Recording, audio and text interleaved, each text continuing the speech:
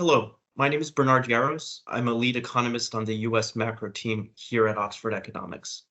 The 2024 election is less than 7 months away, and the outcome of the presidential contest, along with the resulting balance of power in Congress, will matter a lot for the outlook in 2025 and beyond.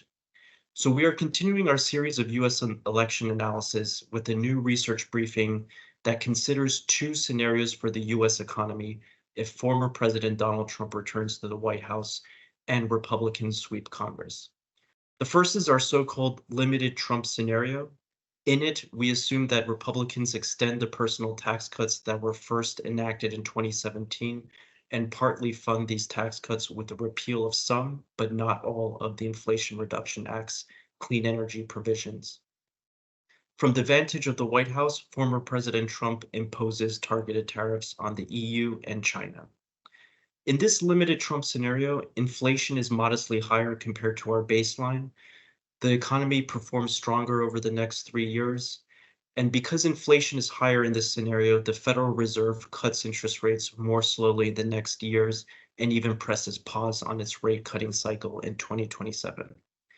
The next scenario is our so-called full-blown Trump scenario, which assumes former President Trump and congressional Republicans double down on the many tax and spending policies I previously described. They cut taxes for businesses and partly fund these and other tax cuts with the full repeal of the Inflation Reduction Act's climate provisions. And from the White House, former President Trump imposes 60% tariffs on China and 10% tariffs on all other major trading partners. In this full-blown Trump scenario, inflation is even higher, and this is especially due to the across-the-board tariffs, which reduce the purchasing power of households and squeeze corporate profit margins. As these higher tariffs kick in, the economy slows to well below its potential growth rate.